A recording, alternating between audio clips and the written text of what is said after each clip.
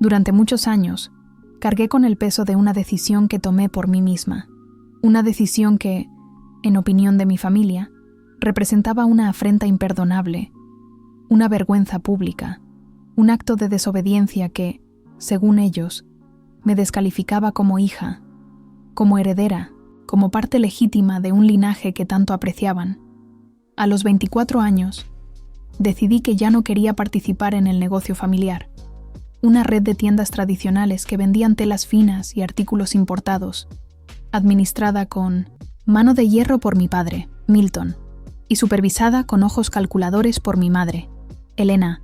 Desde que tengo uso de razón, escuchaba frases como «Nacimos para esto», «El nombre de la familia debe seguir siendo fuerte», «Cada uno tiene su papel y el tuyo está aquí». Pero yo nunca creí en eso. Mi hermano mayor, Bruno, era el orgullo de ellos, el sustituto perfecto para mi padre cuando decidiera jubilarse. Desde muy temprano, fue entrenado, elogiado, preparado para asumir todo. Yo, por otro lado, era solo la asistente invisible que debía conformarse con organizar archivos, coordinar a los empleados del almacén o sonreír a los proveedores, incluso cuando todo mi ser me pedía que saliera corriendo.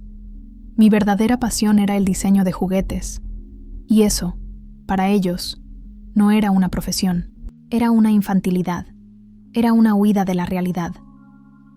Cuando comuniqué mi decisión de dejar la empresa y seguir mi carrera por mi cuenta, me trataron como si estuviera anunciando un delito. Me dijeron que, si realmente me iba, también debía abandonar el apellido Montenegro, porque ya no tenía sentido que me beneficiara del prestigio de la familia mientras escupía en el plato que me había alimentado. Acepté. En ese momento, sentía tanto desprecio por todo aquello que cambiar de nombre fue liberador. Elegí el nombre de mi abuela materna, que siempre había sido marginada por ser artista plástica y llevar una vida considerada errónea, según los estándares de mi madre. A partir de ese día, me convertí en Clara Fontes. Me mudé a otra ciudad, compartí un pequeño apartamento con una amiga y empecé a trabajar como asistente en una pequeña empresa de juguetes educativos. Fueron 2 años de mucho esfuerzo, aprendizaje y noches sin dormir, pero también de descubrimientos, libertad y, sobre todo, de construir algo que por fin era mío. Después de eso, mi compañero y yo decidimos abrir nuestro propio estudio de diseño y, con mucho trabajo, conseguimos lanzar una línea de juguetes que fue un éxito entre las escuelas y los terapeutas. El negocio creció de forma sorprendente y pronto nos invitaron a participar en ferias internacionales, entrevistas, eventos. Me convertí en una referencia en el sector.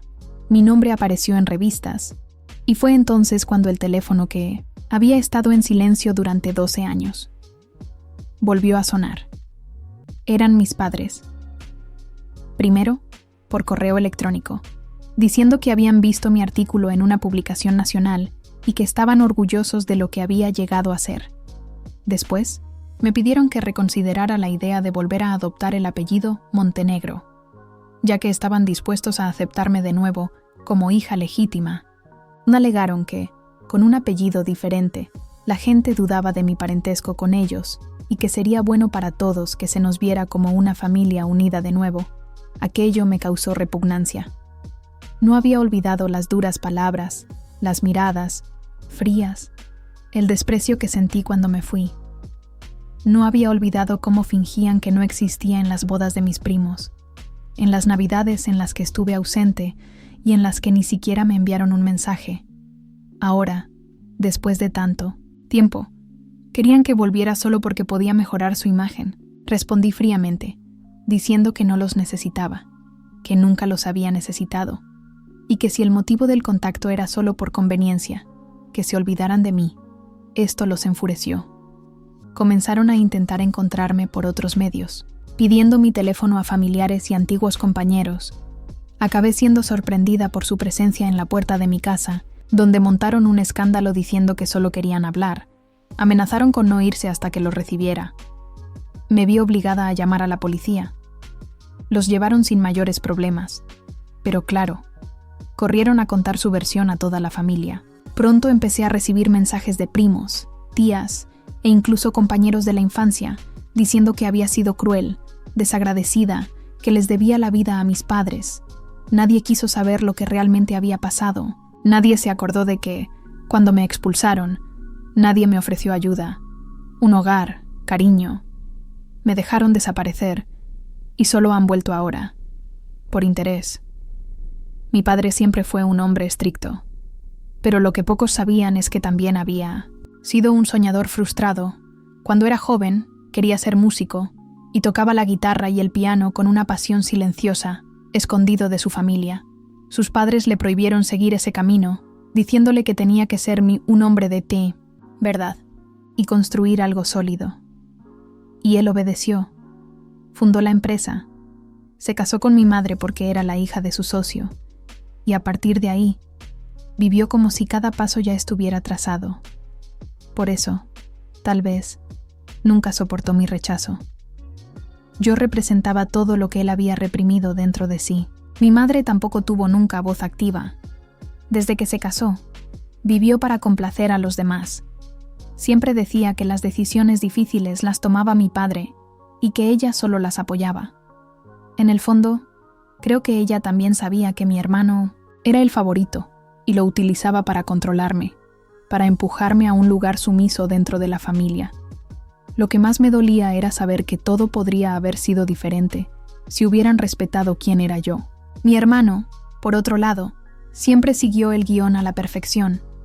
Se casó con la hija de un inversor a los 23 años, tuvo 2 hijos en el plazo que mis padres estipularon y nunca se atrevió a cuestionar nada. Era la viva imagen del éxito esperado. Pero no todo es lo que parece. Unos meses después del escándalo en mi puerta, su esposa pidió el divorcio y lo acusó públicamente de agresión. Surgieron imágenes, relatos y pruebas de un comportamiento que nadie imaginaba, o fingía no imaginar. Mis padres, desesperados por salvar la imagen de la empresa, despidieron a su propio hijo y emitieron un comunicado diciendo que no toleraban ese tipo de comportamientos, ni siquiera dentro de la familia. La verdad, sin embargo, es que estaban tratando de contener el daño. Las redes sociales se inundaron de críticas, e incluso con una presencia online limitada, la reputación de la empresa se derrumbó. Los clientes fieles dejaron de comprar. Surgieron protestas en las tiendas, pintaron fachadas, lanzaron campañas de boicot. Mis padres entraron en pánico. Y entonces llegó la parte más irónica de todo. Pusieron la empresa a la venta. Esa misma empresa que decían que era su razón de vivir, la misión de todos los miembros de la familia. La vendieron antes de que se hundiera definitivamente. Lo que más me impactó no fue el colapso en sí, sino el hecho de que, incluso con todo desmoronándose, mis padres intentaron acercarse a mí una vez más, diciendo que ahora entendían mi punto de vista, que yo había sido la única que había hecho algo por mi cuenta, que me respetaban. Volví a rechazarles. Les dije que no necesitaba arrepentimientos tardíos, que su tiempo conmigo había terminado, y que, aunque lo intentaran 1000 veces, nada cambiaría lo que habían hecho. Pasé 12 años reconstruyendo mi vida, piedra a piedra, lejos de todo y de todos. E incluso después de todo eso, seguí intentando proteger mi paz. Cambié de dirección, cambié de contactos, restringí el acceso a mi información. Aún así, mi hermano intentó buscarme de nuevo, esta vez más tranquilo, con aire de quien había recibido la primera paliza de su vida. Dijo que estaba arrepentido, que había comprendido que toda su vida había sido una repetición de patrones que nunca había elegido, que ahora quería liberarse de eso. Yo le escuché, pero escuchar no significa olvidar. No borré el rencor, no dije que todo estaba bien. Solo dejé claro que sus problemas ya no eran míos. Y si antes me consideraban un peso, hoy era un recuerdo de lo que habían perdido por arrogancia. Seguí con mi empresa, expandí el negocio fuera del país, abrí nuevas frentes de trabajo, fui mentor de jóvenes diseñadores, me convertí en todo lo que soñé ser, y no necesité el apellido de ellos para ello. Hoy, miro atrás y veo que aquella ruptura que parecía un final fue, en realidad, mi comienzo. No me arrepiento de nada, ni del silencio, ni de la distancia, ni de la firmeza con la que cerré la puerta en las narices de quienes un día me llamaron vergüenza, porque al fin y al cabo solo quería ser libre para ser quien soy, y eso es lo único que nunca podrán borrar.